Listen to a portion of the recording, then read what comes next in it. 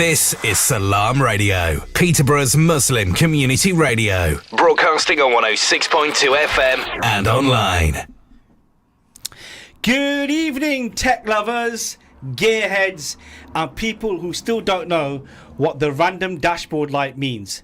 This is the Tech Factor on Salam Radio 106.2 FM. I'm Akil, and joining me tonight is the man who once tried to Bluetooth his sandwich, the one and only Joel. Hi, how you doing? I'm good, thank you. How was that? That's very good. Very, very good. Okay, that's right. We're driving into automotive technology, the past, the present, and possibly ridiculous future. Buckle up.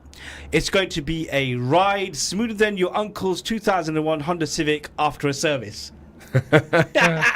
I was really excited about this show, I'll be honest with you, Joel. The topic, when we agreed it some time ago, didn't we? But the fact that we're actually doing it tonight, I'm really, really excited. Of course, we're missing our other two shotgun riders tonight. So just a quick shout out to FaZe and Sham. Hopefully we'll see you in the future. They're probably somewhere right now jacking up their car, changing a spare wheel. So, Joel, when cars were basic but brilliant.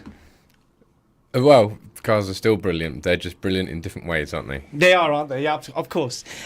So I know you've lined up something for me this evening, but I just want to put this out there and just say, you know, in the early days, I guess my age is going to come out right now, which is, you know, early engines were reliable-ish, loud, and you could smell their character.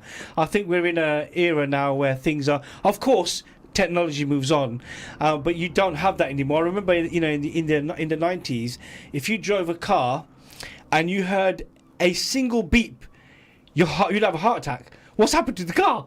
Yeah, right? yeah. But now we're driving cars where there's bing bongs all over the place. Oh, the other week I had a courtesy car, and bing bongs. I took it back, and they're like, "Oh, how's the car?" And I was like, "Bing bongs a lot, doesn't it?" They were just like, "Yeah, it's a safety features." Yeah, exactly. I think it just highlights how bad my driving was. So, Oh, I see. bing bing, you're over the speed limit. Bing bing, you're over the white line.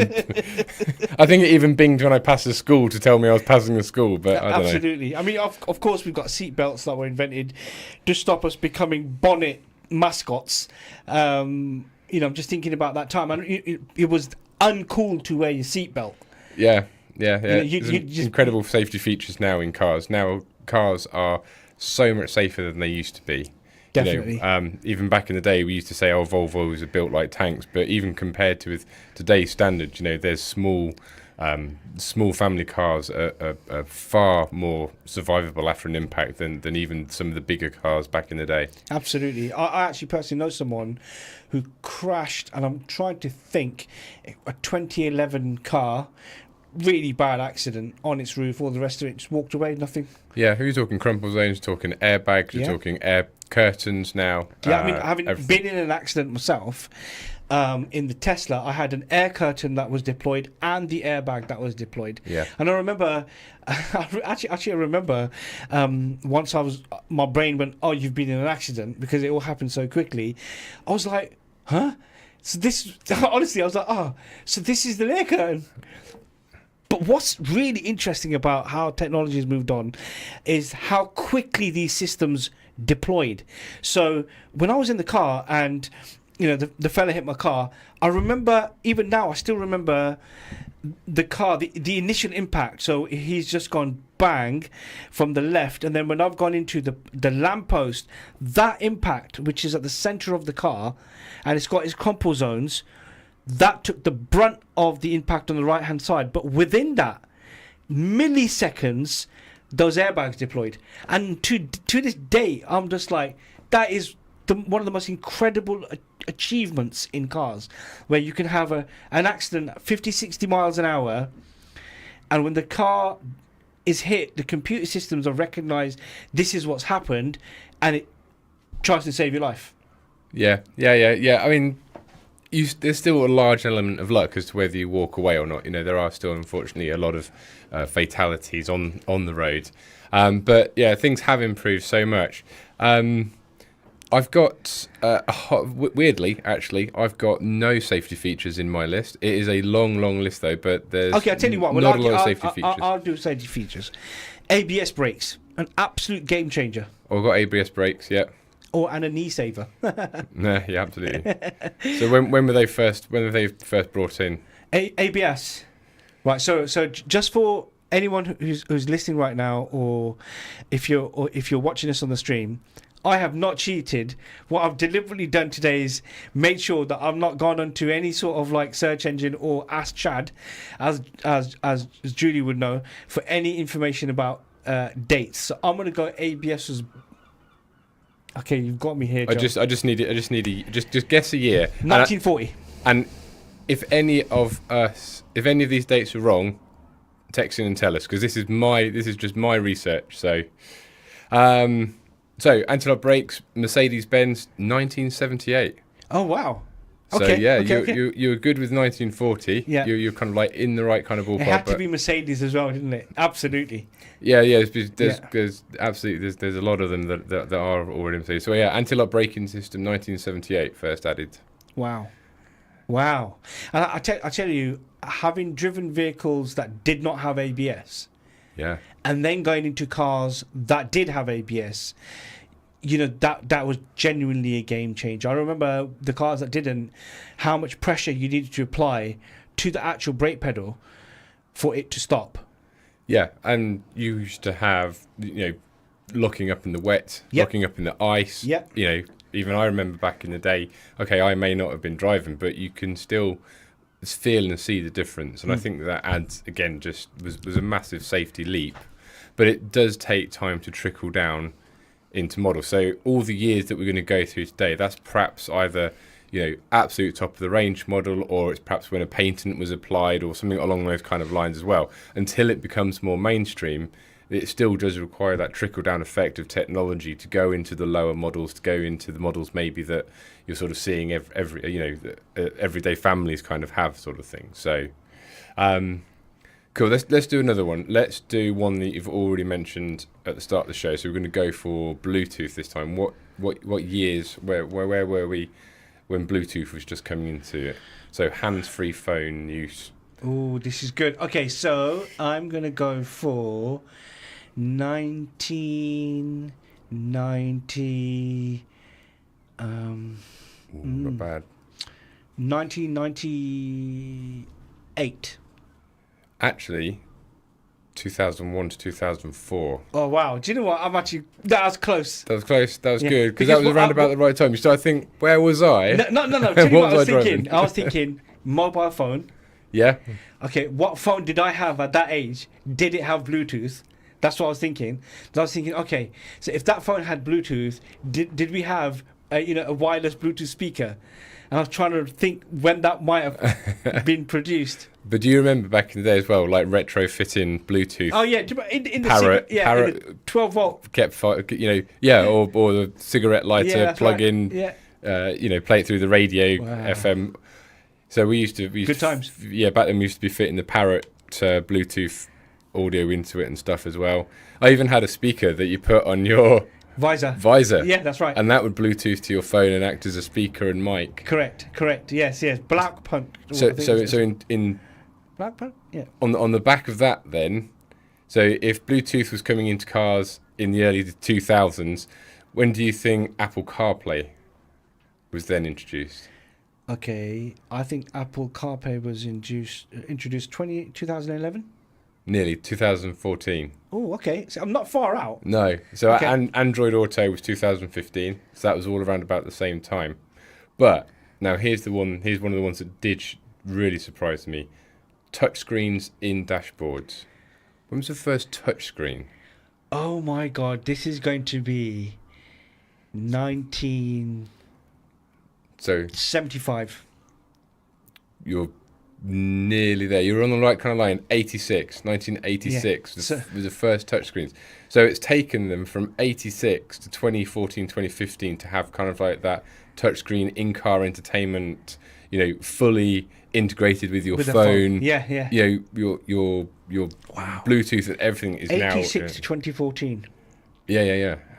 And how is Apple CarPlay and Android Auto? How are they 10-year-old technology already? Yeah, that's just astonishing. 10-year-old 10 technology. years old technology. Again, back in the day, I remember, we're using cradles, we're using magnets on the vents to keep our phones somewhere. Breaking the vents. Yeah, we're using Waze on the phone or Yeah. Google Maps on Or some people on your using phone. Waze and then crashing their cars. Then blaming Waze, not the conditions of the road. Yeah, well. Yeah. So, again, that jump from having your phones you're dependent on your screen of your phone to having it fully integrated now. Even my little runaround's got full CarPlay, Apple Play. It's got it's all loaded with that in-car entertainment tech. And in terms of in-car entertainment, the audio quality is a lot better. You've got cars now that come pre-fitted with subwoofers and things like that. And some of the cars that you've shown me, even with the disco lights almost around the doors and everything, Just to add hand gestures from BMW. Yeah, correct. Crazy. Yeah, and other Mercedes do it as well. But what I will say is another element. So you have heads-up display, and inside the heads-up display, you'll also have, depending on the integration, you may have Apple CarPlay, you may have Android.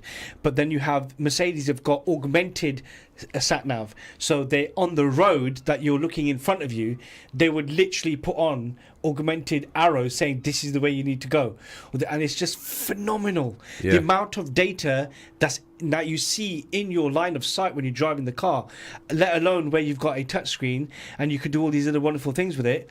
You can drive a car now, literally not have to look anywhere else except forward, because all the data that the driver needs is in front of him. Because if there's anything you need to change, you just ask the voice assistant, turn on the fan, open the sunroof, close the boot, open the petrol cap, change the song, put the heated seat on. So you don't actually need to look away anywhere while you're getting also a massage. Yeah. That S-Class that I had, that had all of these toys. And none of that would be possible without the 1986. 86, Yeah. without the advancements through those years, with us having little parrot devices, the speakers on your sun visors, touchscreen technology, mobile technology. It's all coming together so you experience cars like we never have done before. Correct. And I can't even comprehend or think what the future might hold. I'm a little bit jealous that I'm so old now. In another Yeah. 10 or 20 years, what Yeah. kind of car tech and in-car entertainment's going to be like? I have this vision, right? I'm going to share this with you, Joel, where there will be driverless cars, and you'll be having a 3-course meal. So you finish your work meeting, you haven't eaten yet. The car that you're going to drive has already gone to a place to pick up your favourite food. You get into the car, the food is presented to you, a table pops out, it's nice and warm, cold drink, sit there, takes you to X, A to B. Yeah, so at that point, you're thinking your vehicle isn't side by side looking out a forward window, because at the moment, autonomous cars still represent the interior of a car, don't Yes, they? yes. They still have a dash and 2 seats and a back seat steering bench wheel, and a steering wheel and blah blah blah. So you will get to the point where you're thinking that inside the car is just going to be like A cabin. a cabin, yeah. Side, maybe like a U-shaped seat or Yep. or something along those lines. Door opens, you only get in from one side, the pavement side. You just sit down. And that's it. There's no other. No, and then you have, we mentioned Apple's device. Remind me, Joel, the headset. The name eludes Vision me. Pro. The Vision Pro. So something like that, but you don't need to put that on. Perhaps you'll just have a screen that comes down in the middle, and if, say, for example, you're sharing this as a pod going somewhere. There's 4 of you. All of you see the screen, but you only see what you're supposed to see while you're doing what you're doing. Yeah, crazy. I mean, I can definitely see that kind of thing. What do you think? Text the show 07411 or 191062 or comment on the live stream. We love to hear from you. Let us know what you think the future holds for automotive technology. Hit me with something else, Joel. Let's hit with something else. Okay, so similar sort of thing you mentioned earlier. Again, you used to plug in your Bluetooth receiver, and that kind of thing. So cigarette lighters, that 5-volt plug. How about that? How about what year would that have been in motor vehicles? I'm easy going for this one, 1920. Yeah, you spot on. Which one? 1920. So between mid-1920s and 1930s, cigarette lighters were being introduced into cars. Thought process was, in that Everyone time, smoked. everybody smoked. Everyone smoked. I still remember a lot of the movies that we'd watch, people would be smoking. And so it was normal. The TV soaps and things you were watching, or dramas, etc. People were smoking. Coronation Street. They're showing you what's the name? The Rovers, whatever it's called. Rovers Return. Rovers Return. Everybody's smoking. Yeah. Okay. So my brain just went, okay. So it's obviously early because people were driving the cars needed to smoke. Yeah, but you see how Stop breaking stuff, Joel.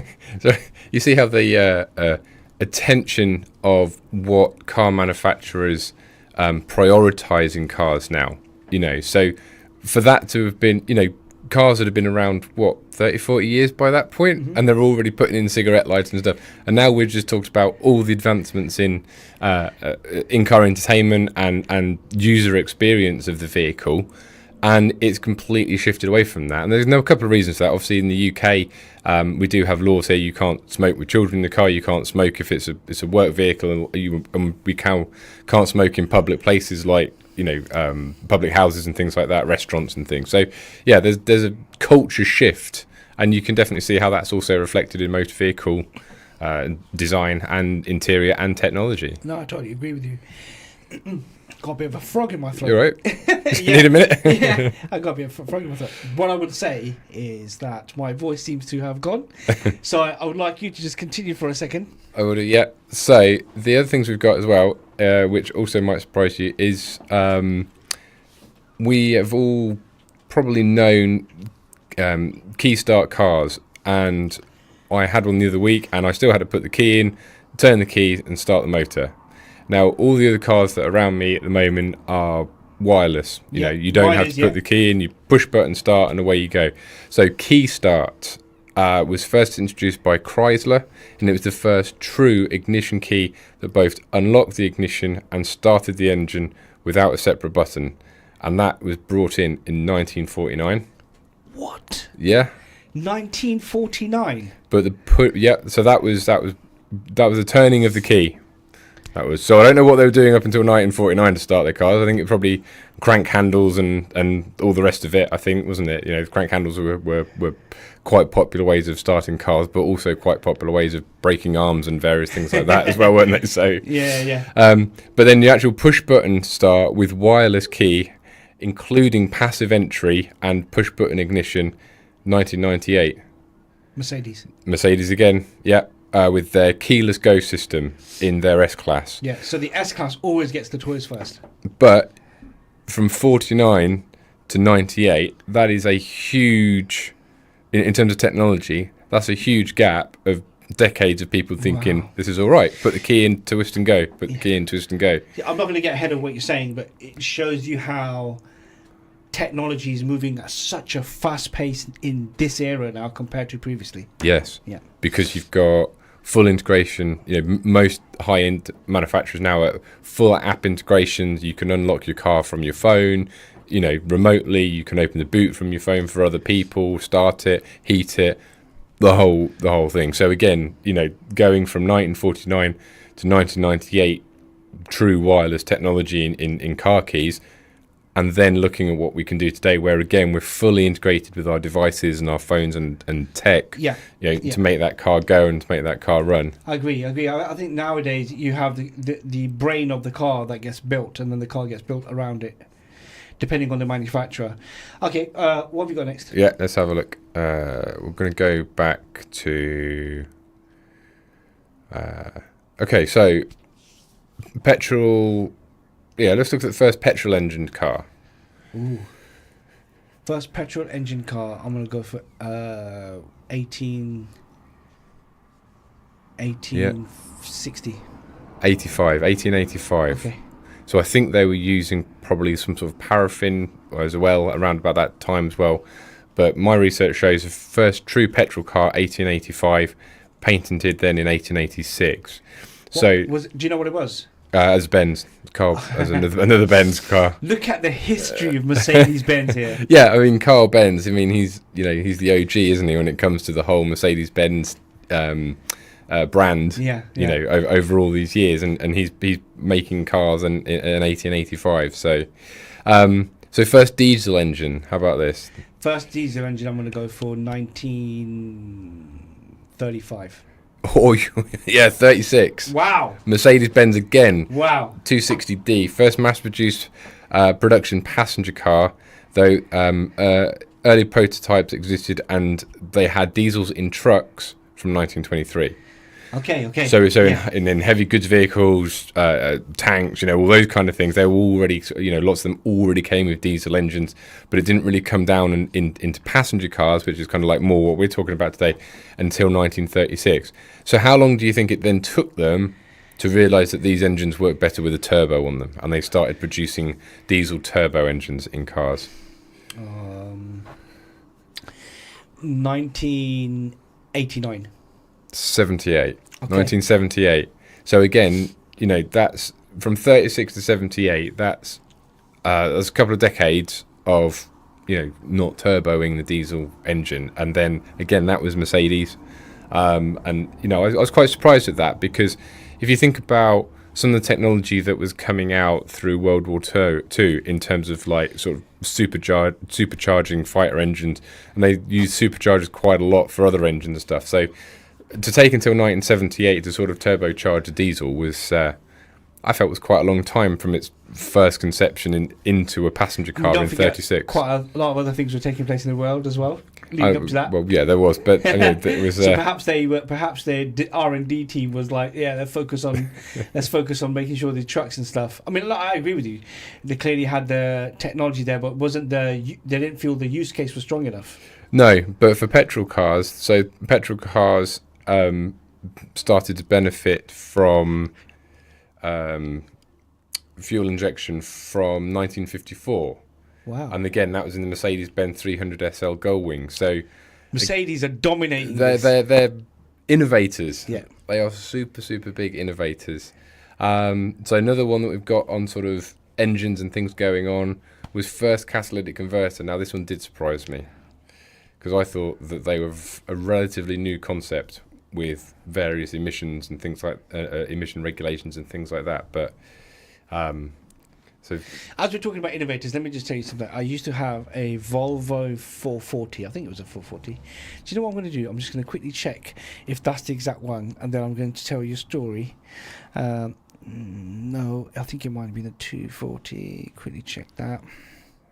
No, okay. So I'll have to find the model number, but it's a Volvo. It was a coupe, and it had those headlights that would go up. okay, yeah. Just forgot what it's called right now. I might check during the break. Nevertheless, that was one of my favourite features. I was like, oh, look at this. It's like, I think some Hondas had it as well. Yeah. I think the Prelude might have had it as well, where the headlights would pop up with the button. And they've made it illegal now. But I mean, I missed that level of car design. Yeah. I mean, headlights, car design, they... I'm probably going to get roasted for saying this, but they do all look strikingly similar, and that's because they are and have to be designed now around impact safety for pedestrians and things like that. So they do end up looking a lot more rounded, with a lot less pointy stuff going on at the front, and especially things like flip-up headlights and bonnet ornaments and things like that. This is true, yeah. It was a Volvo 480. 480. Yeah, Nice. I'll quickly show you just there. Yes, yeah. I know cool. the ones. Yeah. Interesting story about that car, which we will not share on air.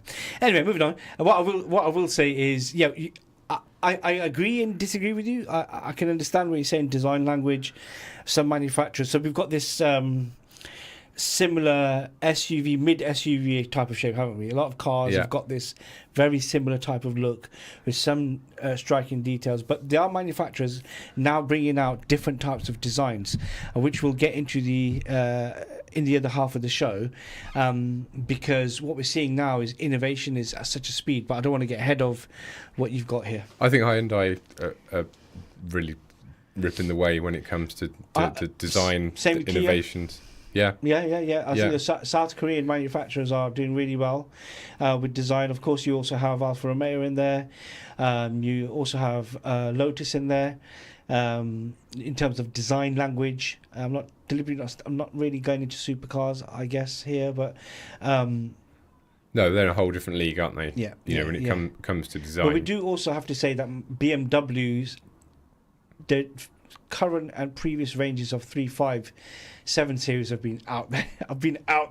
They've tried to do something different with that. For example, where people are talking about that big grille, it now lights up and so on. Very, very aggressive butch. Yeah. Looking, I find that the new BMWs are in your face. Yeah, very, very aggressive, very. I like them.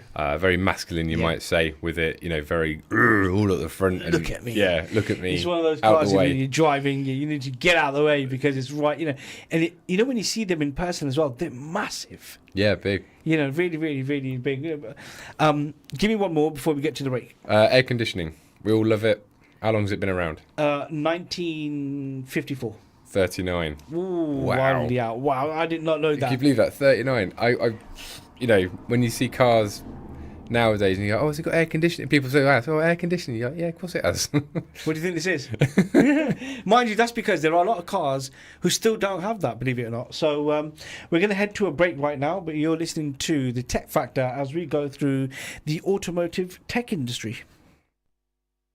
Stay tuned to Salam Radio after this short ad break. Craving authentic Desi flavors? Look no further than Desi Restaurant. From midday until 1 in the morning, enjoy our homemade specialties that will transport your taste buds. Indulge in tantalizing papri chaat and savor the rich Chersi Kadahi. Treat your friends to our fresh 1 kilogram Chersi lamb handi. Plus, get 2 12-inch pizzas for $11.95. Located at 298 Lincoln Road, we deliver from lunchtime until 1 a.m. Call 01733 555 795 now to order and experience Desi Restaurant's flavors.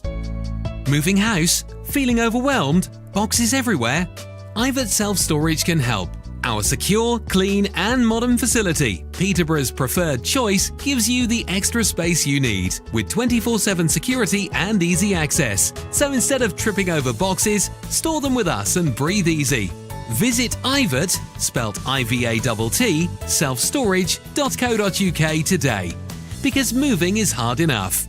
It's healthy, nutritional and halal. It's The Lads, your first choice for burgers, pittas, wraps and flame-grilled lamb chops and peri-peri chicken. Now with 5 fantastic new flavours, plus sides, grilled salads and milkshakes too. Open daily from 11:30 until 11 p.m. Call in at 15 Cowgate in Peterborough. Order for collection online at thelads.co.uk or by calling Peterborough 562287 or place your Lads delivery order at ubereats.co.uk. Busy Bunny's Nurseries is where children grow and thrive. It's where your little ones will enjoy expert care, engaging activities and a warm, welcoming environment. Busy Bunny's Nurseries also provide great learning experiences in exceptional indoor and outdoor settings. So when looking for a loving, fun and safe place for your child, visit at 627 Lincoln Road, Peterborough, now with additional parking, or online at busybunniesnurseries.co.uk. Call 01733 897799 to book your visit today. Busy Bunnies Nurseries, where children hop into a brighter future. Mirage Wedding and Catering Services have everything to make your special day, party or celebration one to remember for all the right reasons. As well as quality catering, freshly made with seasonal produce, Mirage supplies stages, lighting and house lights, decor and marquees, Chibari chairs and table hire, attentive staff, supercars and so much more. Call 07860 125 092 or visit MirageWeddingsUK.com. Also across all social media. Mirage, making every wedding better. Could you spare a few hours each month to provide support to people who are going through tough times? If so, Peterborough Samaritans are looking for volunteers who are empathetic and open-minded, and we'd love to hear from you. We run regular information sessions where you can find out more about what it means to volunteer for Samaritans. If you are at least 18 years of age and would like to know more, please email volunteer@peterboroughsamaritans.co.uk. At Cake Inn, all our cakes and slices are freshly baked for that delicious taste. At Cake Inn, we bake 100% vegetarian and halal eggless fresh cream cakes. Delicious flavoured cakes for birthdays and weddings, ceremonies and all other occasions, with free customised messages, even balloons and candles too. Order for delivery or collection from Cake Inn, 489 Lincoln Road, PE1 2PE, and your cake cake could be ready within 2 hours. Find out more and order online at cakein.co.uk or call 01733 496 584.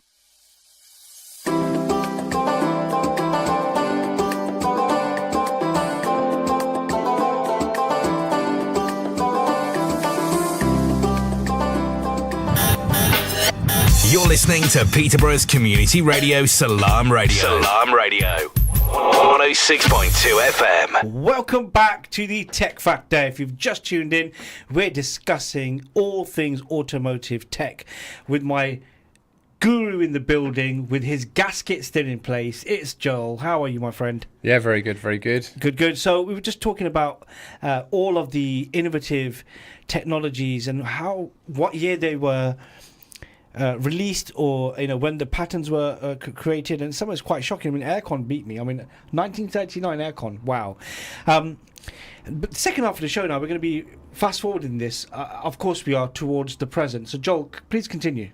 Yes, let's have a look. So, some of the other things that we might take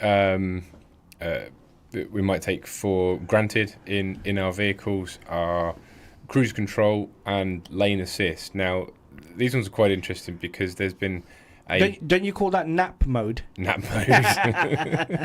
Might do if you own one of the cars that drive themselves, nearly, yeah.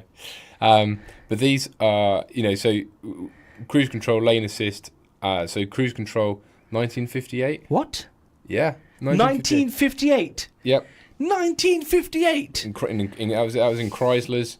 And then American Motors introduced first car with cruise control to the market in 1965.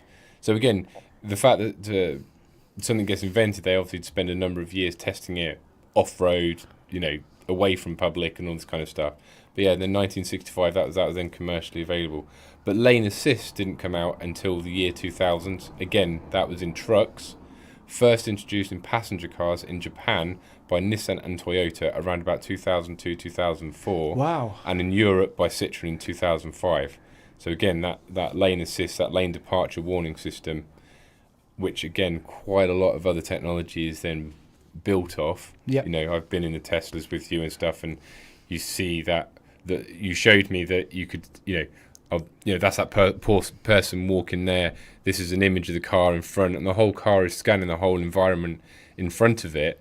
So it's gone from being able to click a button to maintain your speed to lane assist, where it beeps to keep you in lane or starts to keep track you. They now sort of self-steer a little bit, don't they? And they nudge you more to than stay a little in lane. bit now.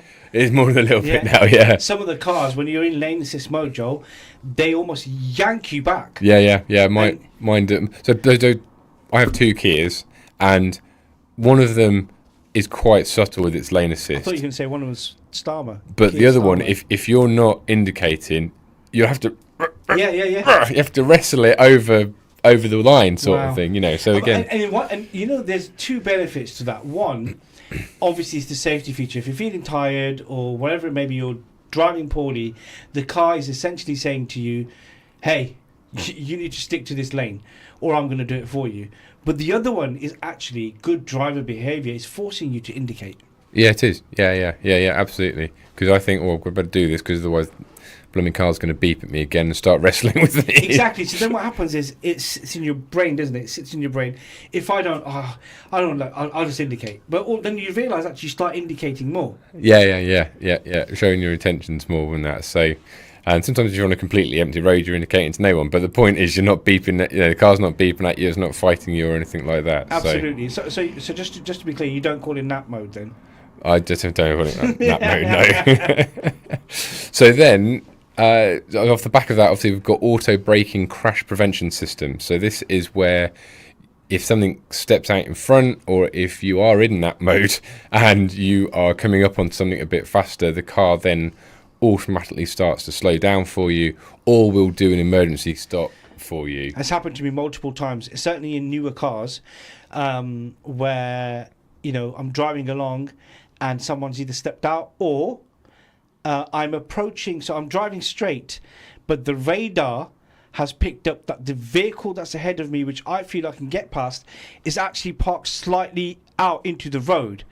So the vehicle then starts to slow down, then brake, and in your a heads-up display will show you a crash image. Yeah. And it's because, just as you mentioned, you know, it's that, what did you call it? It's accident... Auto braking crash prevention system. Exactly. That's what kicks in at that moment. Or AEB, automatic emergency braking. So 2003. So around about the same time as lane assist. Wow. So those technologies were coming together because they are, I think that they're essentially using the same kind of sensors. They're essentially scanning the road in the same kind of way. I think that's made a huge impact. It's also quite a brutal thing. From experience, it's like, oh, whoa. And you're like, sometimes you're like, why are you doing it? Nothing's wrong. It's because you can't see what the car has just worked out. Yeah, and I think as well that I think the auto braking crash prevention systems brake the car harder than you can. Yes, I agree. Yeah. They are properly leaning into the ABS. Yeah. They're putting the brakes on as quickly as possible, you know, and I think that they are doing it faster and harder than you ever could as a person. So you stop incredibly quickly. You slow down quicker than you think your car could ever slow down. Yeah. So your car has been mechanically taken over by the actual car itself and is making the car perform differently to what I think you would ever be capable of doing. No, I agree with you. Yeah. It's happened to me in multiple cars in different manufacturers, and each one of those manufacturers, now thinking about what you just articulated, is exactly that. They brake harder. Yeah, you just think, right, I can't believe that I've just stopped that quickly. Yeah. So yeah, very, very good.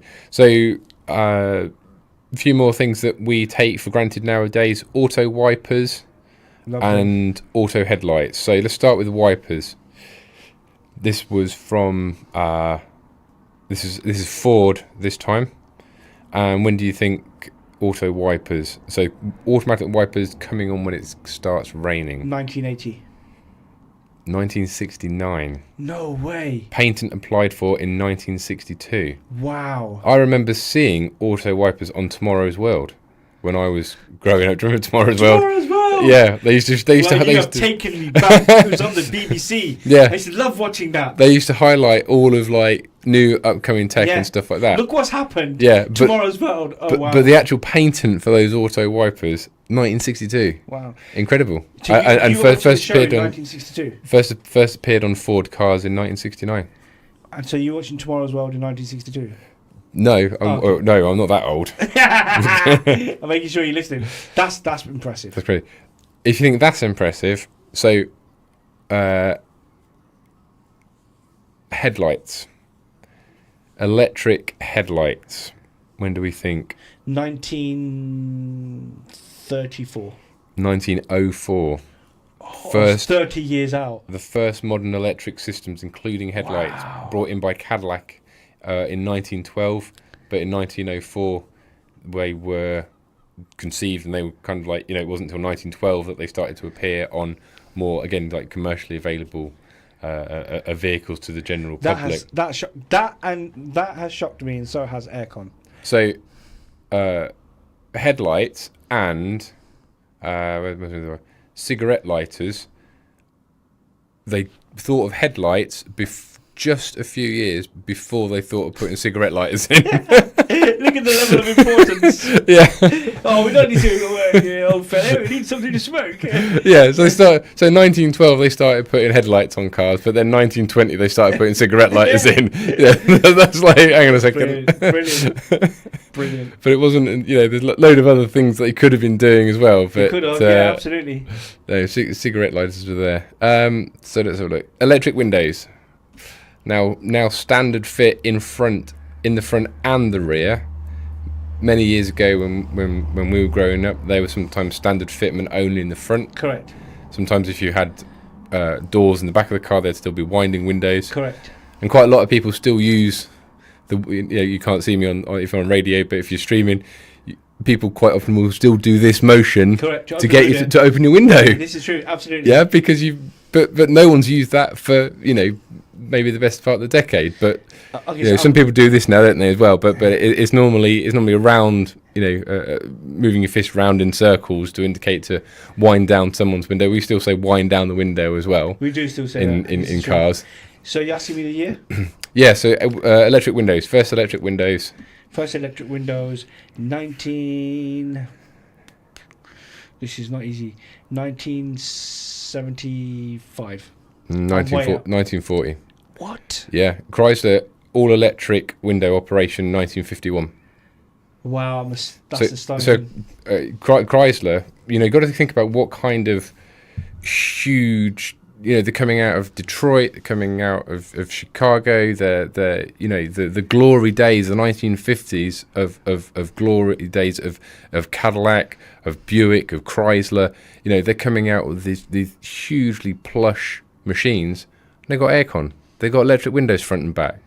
Headlights, cigarette lighters. They're brimming with technology of the day. Maybe, even sort of 8-track or built-in radio and that kind of thing as well. But that's why quite a lot of these sort of more comfort features are really starting to appear in the 1950s and 1960s and that. So, incredible. So that means by the time we get to when we're into our cars, things like cruise control has already happened, lane assist has already happened, electric windows already happened, cigarette lighters already happened, plush leather interiors already happened. Did you say ABS has already happened? Yeah. Bluetooth speakers have happened. Yeah. No, actually, no. I'm older than you, so that would have come a little bit later. But what we're saying is, look at these technologies that have come in. By the time we've taken an interest in cars, early 90s, they've got all of this amazing things that have happened, where they've got a touch screen, they've got radios, CD player, cassette player, power steering, ABS, lane assist, cruise control, electric windows, cigarette. This is what we saw. Yeah. And you think you're getting you think, cars in the 90s and 80s, they were so basic, but the tech was there. Tech's been around 30, 40 years at that point. That's right. Already. Yeah. And looking back at it, they weren't basic. If you think about it, at that time, when we were interested in cars, for that era, they had everything they needed. Yeah, that's right. And nothing they didn't need. No. Do you think the cars nowadays are full of stuff that they don't need? I mean, I've sat in your Tesla and played video games in a car, you know what I'm saying? Using the pedals and the steering wheel of the actual vehicle. Yeah, so let's talk about stuff that cars don't need, you know what I'm saying? We've got full screen Netflix and all that sort of stuff. Exactly, yeah. No, I think you do. In this era where we're living, where our children or the society where there's so much social media, there's so much things online, your car can't just be something that transports you from A to B. It needs to be able to do things rather than you having to pull a tablet out. If you're charging gear or whatever it is, you've got children, you want to keep them entertained. I have lost count how many times I could just play YouTube without using a phone or whatever or something, and it just goes quiet. And I think as well, on our small island, it's, for us, a 2-hour, 3-hour drive, is a long way. Yeah. I'm going to Scotland in September, and it's going to be maybe an 8 or 9 hour drive. And to me, I just think, blimey, that's forever. That's so far. Yeah, but then you speak to someone in America, they're like, oh, exactly. It's taking 2 days to get to this place. Like, what? In other countries, that kind of technology then starts to make more sense in that marketplace because of how much bigger their countries True, are. But I'd say, though, to add to what you're saying as well, is if you're going to be doing such a long road trip and you have a car that has autonomous features, believe me when I say this to you, when you exit that vehicle, you will be fresher as someone who's got a manual gearbox, doesn't have cruise control, etc., etc., etc. Yeah, you're absolutely right. Speaking of driverless cars, when do you think the first fully self-sufficient and truly autonomous car appeared on the market? I'm not necessarily street legal. I'm talking like. Oh, okay. So that's fine. I'm talking glad like you caveated that. I'm talking like development. Okay. Off street only. First working concept that it could be done. 1986. Yeah, you're absolutely right. 1984 was the very, very first one, and then again, Mercedes-Benz were up to it in as early as 1987. Wow. Full autonomy. Yeah. Wow. Yeah. Wow. One thing I haven't looked at was electric vehicles. Actually, I should have looked at electric vehicles. I looked at diesel and petrol, but I remember back in the day, even things like your milk floats and things like that, full electric vehicle. you know. Yeah. So I think that electric vehicles, they're possibly around about similar sort of time to internal combustion engines, like mid 1800s kind of era. I think they were as well. Wow. I mean, let's look at some of the present as well. I mean, obviously you mentioned about lane assist adaptive cruise control, but we've had an EV boom, haven't we? We've seen Tesla just charging stations all over the place. You know, then you've got other manufacturers, while they've been trying to catch up, they've effectively installing chargers. Their chargers was like finding Pokemon Go for adults. You know, we've also had, you know, such a huge upgrade in infotainment systems, massive touchscreens, you know, with like 94 menus that just to find a heater, you know, that is out there. There are systems out there with massive screens with loads of deep menus just to go find something super basic to do. There is actually a trend at the moment of back to buttons for things like heater controls and things like that, because again of the road safety thing. So we're actually seeing a bit of a full circle with that tech, especially not so much like the infotainment kind of stuff, but definitely more of the car controls, like heater controls, the usability. Like yeah. Okay, what I'll say to you to caveat that, to counter that as well, is that some manufacturers are not doing that. Yeah. You have to go into the voices. If you can get used to the voice assistant, and it will do everything for you. You'll find your track. You'll put your heater on. You'll wipe your, use the wipers. So I think there's a. But I take your point, because I've actually seen manufacturers do it. The other thing that we've also seen now is the over-the-air updates. I mean, it's literally, congratulations, your speakers can now speak French. You know, something like Incredible, that. And then you've got the other side as well, where you've got AI assistants in your dashboard, and they're doing, they're ignoring your request, but they'll just quickly give you a new update in your terms and conditions. Yeah. So we're seeing, from what you're saying there, that journey of almost analog car which starts to have this innovative features like electric windows and so on, until we get to this point where there's so much technology in the world. That technology is then brought into the automotive industry, and then they're looking for ways of how they can make that journey more easier, more accessible, more comfortable. I think one thing that I don't feel comfortable with and not particularly looking forward to is some manufacturers that are trying to sell you features as a service. Yeah, so that's happening with Mercedes and BMW. Yeah. Volvo have made me buy their app. Yeah. Which was annoying, because it doesn't actually do much. That's the other issue as well. So did you have to actually buy the app that goes onto your phone? Correct. And what does your app do once after? Okay, so Volvo specifically, because of others as well, but Volvo, I think it was like £30 for a year. Lock the car, open the windows, remote start, check car status, find the car anywhere, a few of the bits and bobs. Tesla, do not charge you for the app. Obviously, it all comes part with the car. That is probably one of the best, if not the best, car app you can get, because it shows you everything: tire temperatures. You can summon the vehicle. You can, as you mentioned earlier, start it, cool it, heat it, open the windows, open the bonnet, the frunk, and so on. You can even lock the air climate control. If someone else is driving it, will show you where that car has been driven, i.e. where its geolocation is, and even show you the vehicle in motion, as well as telling you what song they're listening to and if the aircon is on. Yeah. All of this data is in your hand.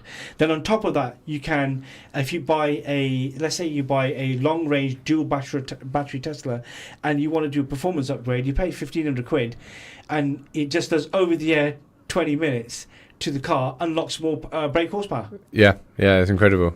So, and again, what I said to you before is where software is written first, and then the hardware is built around it. Yeah. Now, I would pay that sort of money for an over-the-air upgrade for something like more power or more fuel economy, whatever. Yeah. What I don't think I agree with is the fact that the manufacturer has, electric heat button, but the button doesn't become active until you've paid for it. Until you've paid. Other ones, a high beam assist. Various prescriptions or whatever. So your high beam assist, which is a safety feature, you have to pay to have that enabled. The manufacturer's argument, Joel, is this.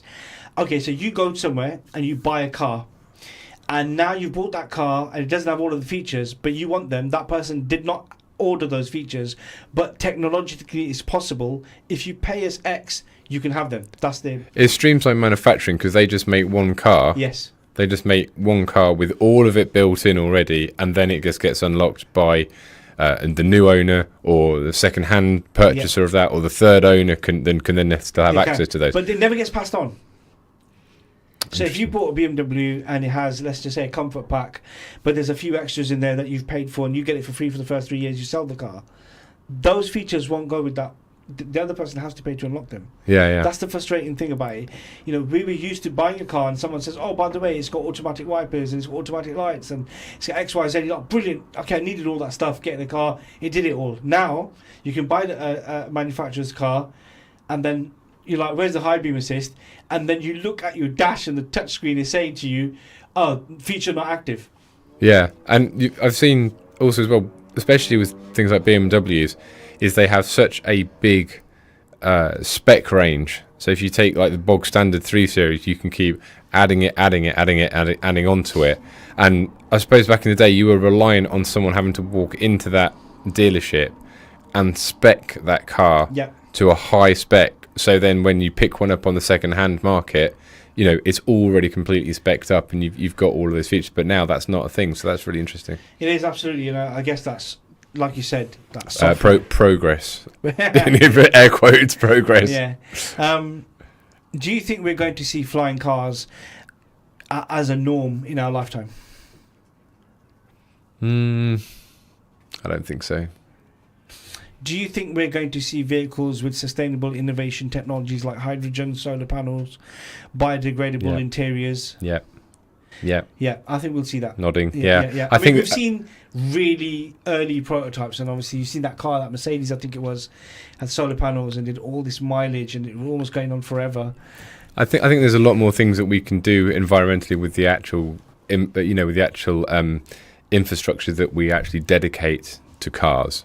You know, I think that there's acres and acres of car park out there. You know, we could be installing solar panels onto the car parks, that could either be directly charging cars, maybe, without having to plug them in all the time, just pull up into your car parking space and your car charges up. And I think that quite a lot of, take sort of Sainsbury's or Tesco's car parks, you think how big those car parks are for our relatively small town. And again, if there were other solar panels being utilised in the same space, creating energy to power the supermarket and nearby properties, then again, I think that could be utilised in some way. Again, long time ago, I saw ideas where speed bumps could be used to create kinetic energy. As the speed bump goes bump up and down, that can then be used to charge nearby houses and street lighting or other infrastructure from the kinetic energy of cars continually going over bumps or various parts of the road and things like that. So I think there's a lot of environmental things we can do with the actual infrastructure that we've already got to help the environment. Wow, that would be pretty cool. No, I agree with you. Some of what you said. But you also do have manufacturers out there like Neo, where they're showing where you don't need to charge your car. You can just go into a garage, sit on this table, park on top of that, it gets raised, battery gets taken out, new battery charged fully, gets installed. I think it's like a 5 or 10 minute turnaround, and you're on your way. Yeah. I think that charging through some sort of induction loop as well would be more advantageous than having to find a charger station and plug in. A bit like your induction loop that you get with your MagSafe, like on Apple, or just contactless charging, on other Android devices and things like that. So if something like that would be a massive benefit. I think overall what I'll say about the show this evening, especially about this subject matter, is it's been really cool to see some of this technology come in our lifetime, hasn't it? From where it was with all of these milestones in history, with what you mentioned about electric, windows, lane car assist, etc. 1904, 1920, etc.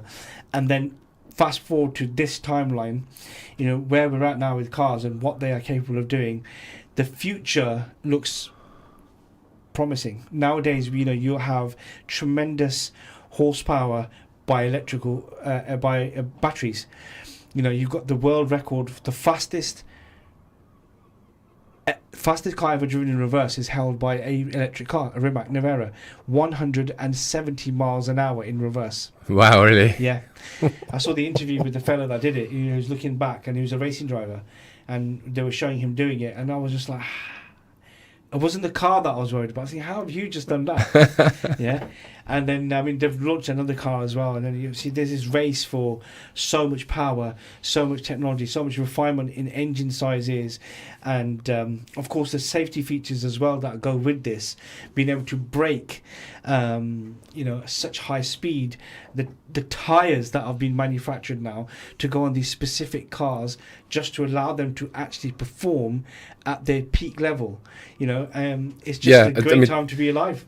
Tyre technology we've not even touched on. I mean, tyre technology from conception of motor vehicles throughout the ages has gone beyond science. It's crazy. F1 should be credited for that as well. Okay, look, it's got to wrap up now. We're heading towards the end of the show. So we've travelled from gear sticks to Google Maps, from cassette decks to cars that park themselves. Joel, any final words? So this weekend is British Formula 1 weekend.